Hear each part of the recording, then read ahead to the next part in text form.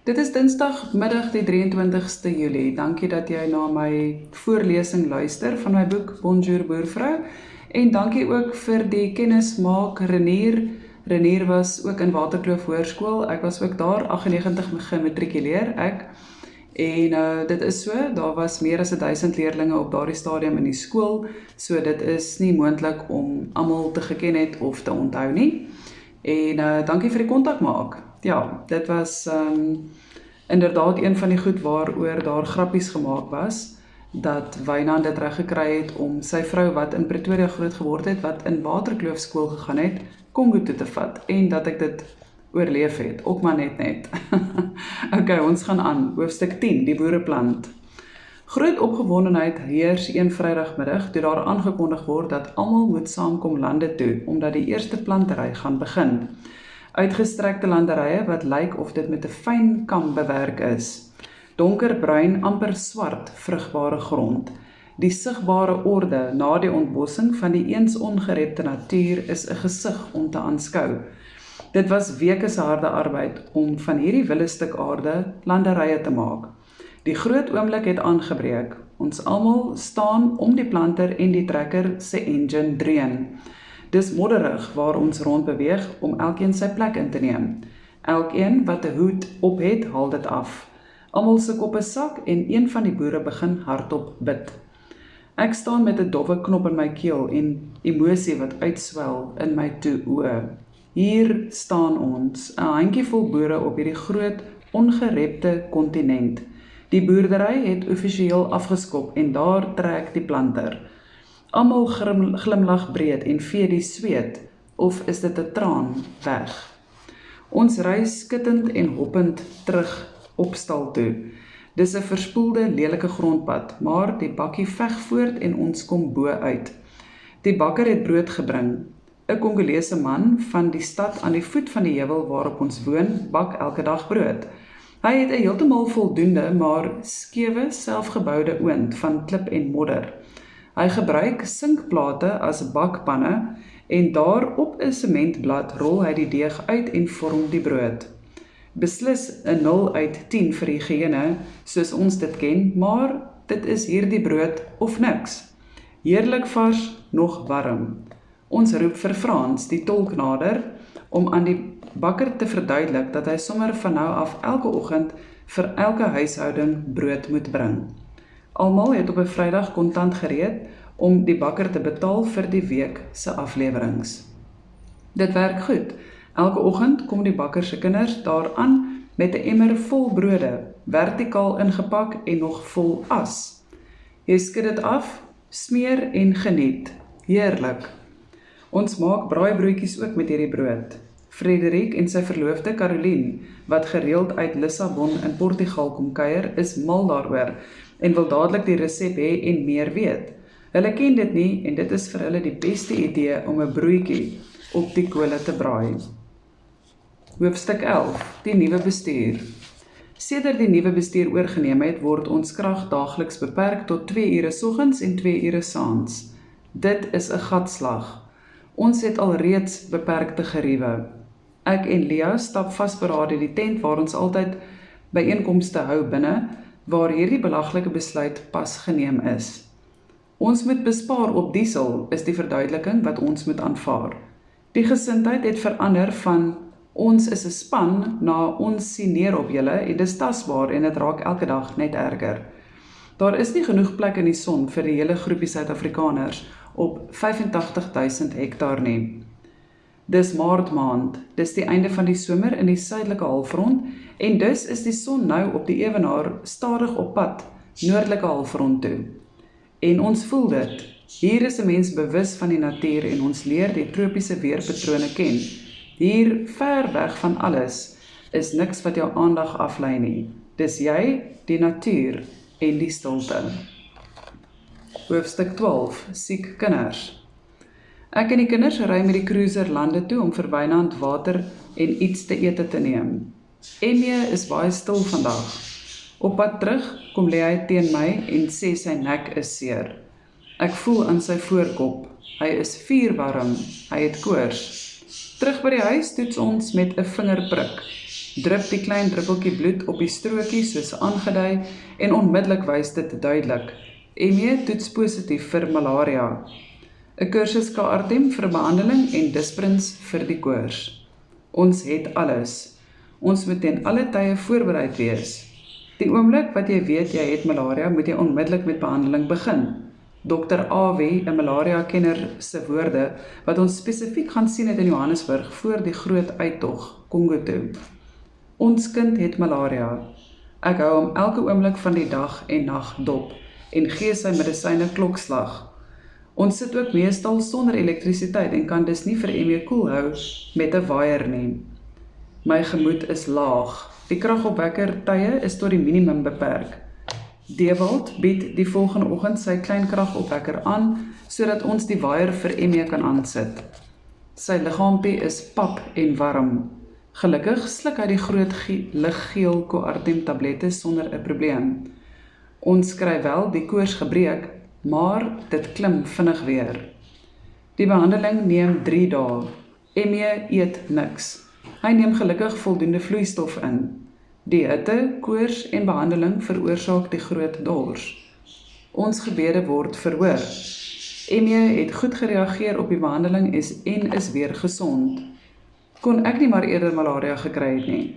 Malaria kies nie ras, geslag of ouderdom nie. Dit is die hele tyd in my onderbewussyn. Dit laat my besef wat in die lewe werklik belangrik is. Maak nie saak dat ons klere vuil word en verniel, of dat al ons goed skade kry nie. Dit maak nie saak dat ons beddegoed en handdoeke naderhand suur ruik as gevolg van die humiditeit nie. Of ons voldoende finansiering sal kry om voluit te kan begin boer of nie. Dit het my laat besef dat om mekaar te hê en gesond te wees alles is, in die Kongo of in Suid-Afrika. Maar moes ek nou regtig al die pad na hierdie godsverlate plek toe kom om hierdie lewensles te leer? Die wete dat ons hier is om te bly, om dit te maak werk en dat dit baie bloed, sweet en trane gaan kos, vang my daagliks. Hoofstuk 13, weer dorp toe. Dit is stil in Dolisie vanoggend. Ons ry verby ou geboue wat dekades laas geverf is. Oorgroeide veld tussen geboue, geen sypaadjies nie en geen onderhoud van enige aard nie. Alles staan en bestaan net so voort in hierdie stowwerige dorp. Ons hou voor 'n winkel stil. Dit lyk nie na veel van buite af nie en binne is dit bedompig, maar gelukkig nie te onaangenaam nie. Die reuk is 'n kombinasie van seep en curry of sterk speserye en knoffel. Die rakke is oorvol en baie naby aan mekaar, hoog gepak. Ons bekyk die items, alles vreemde handelsmerke, maar op 'n manier kan ons uitmaak wat elke item is. Die winkeleienaars is Arabies. Hulle is vreeslik vriendelik en gesels land en sand in hulle taal. Ons knik en glimlag maar en gaan voort met ons inkopies. R120 vir 'n bottel Stuysaft. Los maar. 1 liter Long Life melk, R22. Onthou, dit was nou in 2012. So dit is ook al langer as 10 jaar gelede. Dit was regtig baie duur. So 'n gewone groot pak cornflakes het toe R60 gekos. Ons sien 'n blik Quaker Oats. Meer aanvaarbare prys en ons sal verder ook kom daarmee. Ons koop 3 daarvan. Die kinders is gelukkig mal daaroor. Dan dis al wat hulle ken. Hulle smil aan die oats elke oggend. Ek sit vir hulle kaneel en rosyne by, dan is dit heerlik. In my skik daaroor dat ons vir die kinders sulke gesonde eetgewoontes kan leer en hulle geniet dit. Emie sien appels vir R8 elk, ingevoer vanuit Suid-Afrika. Om soveel vir 'n eenvoudige appel van my eie land te betaal, kom ons vat 10. Nee, R80 vir 10 appels is daarom te erg. En ons het dit nie breed nie. Ons toelaag is net genoeg vir 'n paar maande. Dan moet ons self onderhoudend wees met die inkomste van ons eie boerdery. Ons neem 6 appels. Wynand eet nie appels nie, so daar is vir my en die kinders elkeen 2 vir die volgende 2 dae. Nooit sou ek kon dink dat 'n appel as 'n bederf beskou kan word nie. En Emie eet laat die sop spat. Sigarette is wel spotgoedkoop. Dit is so 'n bargain dat dit nie die moeite werd is om op te hou rook nie, sê Wynand tergend. Fin is die maak en rouge, of dan nou rooi, is die kleur van die pakkie. So kom die Franse woorde stadig aan.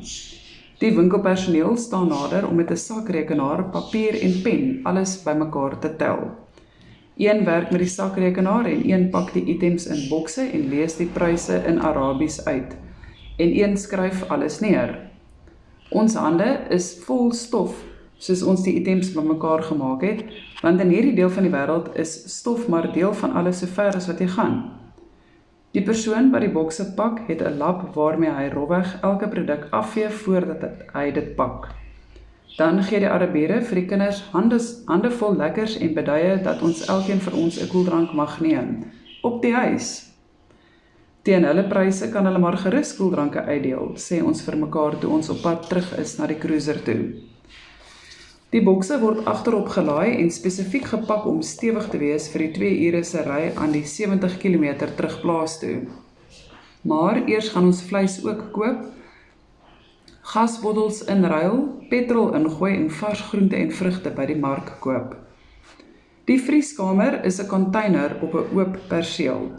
Dit staan min of meer gelyk met klippe onder die hoeke, omdat die oppervlak van die rougrond heeltemal ongelyk en vol slote is. Op 'n swart bord in wit kruit staan die pryse geskryf.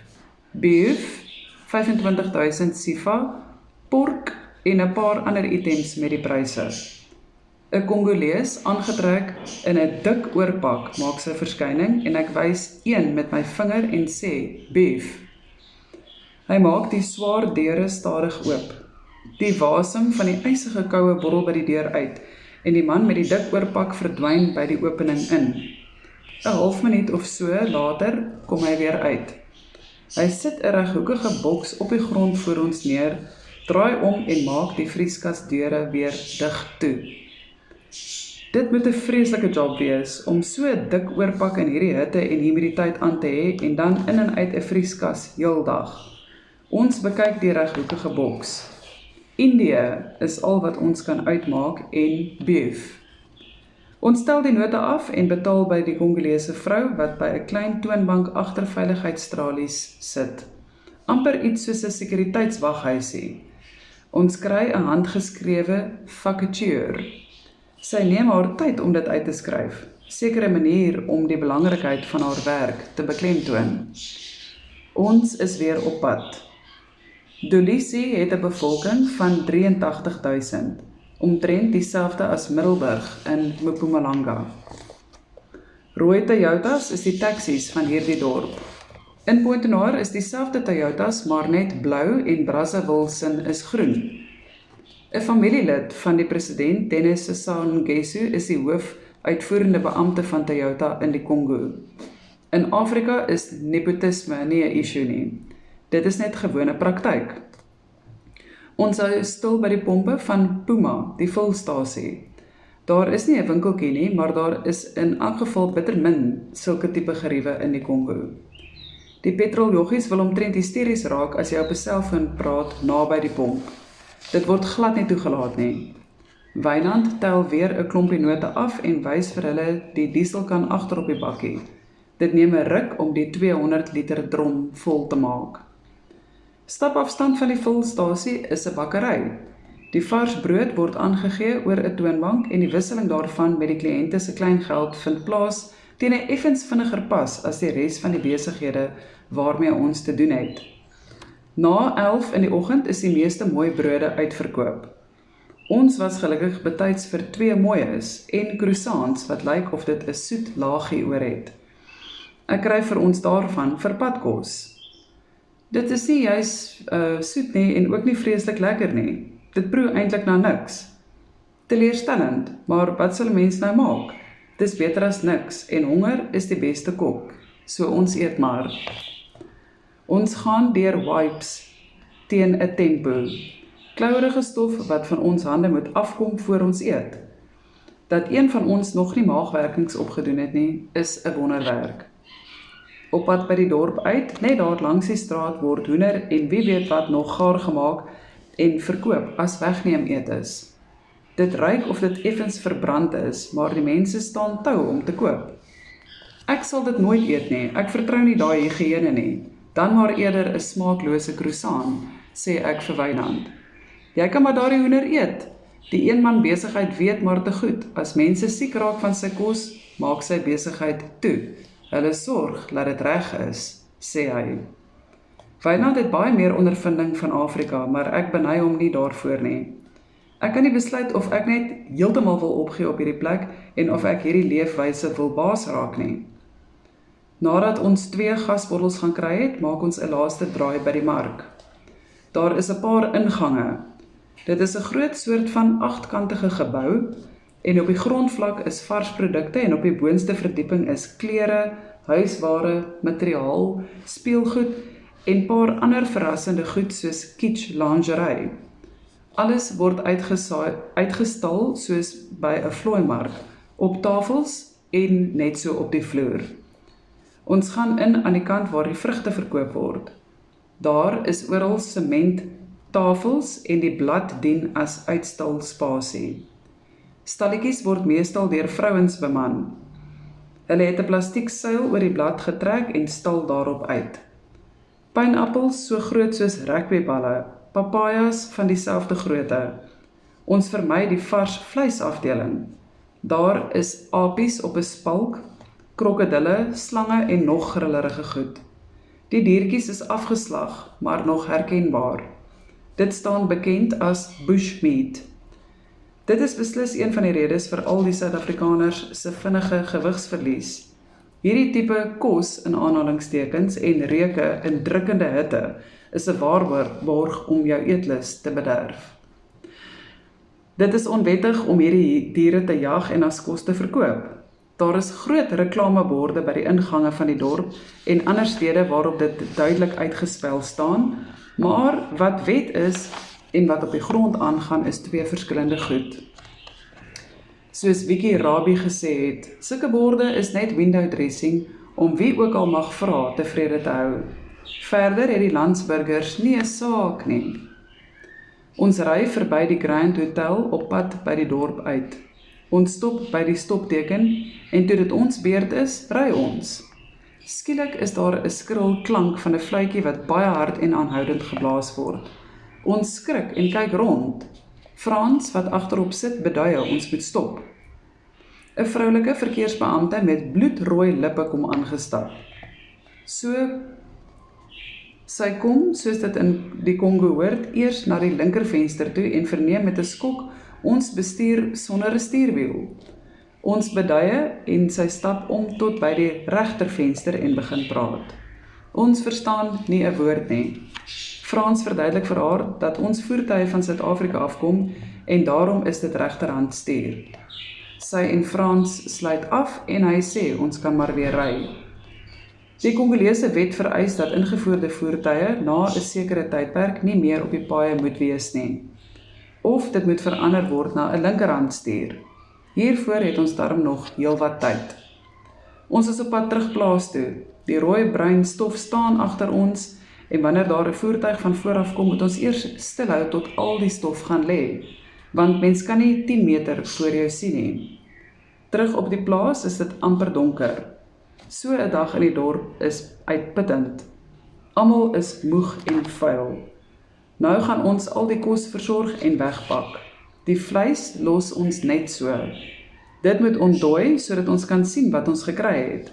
Dan bewerk ons dit en pak dit in kleiner pakkies om gevries te word. Ons vrieskaste is nie gebou vir tropiese hitte nie en met die minimumkrag wat ons nou toegelaat word, hoop ons maar die dierinhoud bly gevries. Ons bly nog in die tente en al gedeeltelik in die huis. Toe merk ons 'n uilfamilie in die opening van die dak. Hierdie bewegings in en uit is iets ongelooflik om dop, of hulle bewegings in en uit is iets ongelooflik om dop te hou. Ons pla hulle en die uilfamilie het later weggetrek. Dit was sulke mooi wit uile. Hoofstuk 14, die ambassadeur besoek die boere. Die Suid-Afrikaanse ambassade in Brazzaville laat weet dat hulle ons op die plaas gaan kom besoek. Almal berei voor. Ons gaan vir hulle middagete voorsit. Maar wat gaan ons voorsit? Die vleis is so taai en hier kry jy nie meat tenderizer nie. Ons besluit om sausaties te maak. As die vleis in kleiner bokkies gesny word en dit word oornag gemarineer in sausatie sous, behoort dit meer koubaar te wees. Tannie Trudy is die enigste persoon met 'n paar soorte speserye. Sy dra haar kosbare borrie by, wat 'n belangrike bestanddeel in hierdie sous is, vir die maak van die sausaties. Ek kyk in my kook en geniet wat ek 1 jaar as verjaarsdaggeskenk van my ouers afgekry het. Ek lees eers weer wat my ma vir my vooringeskryf het.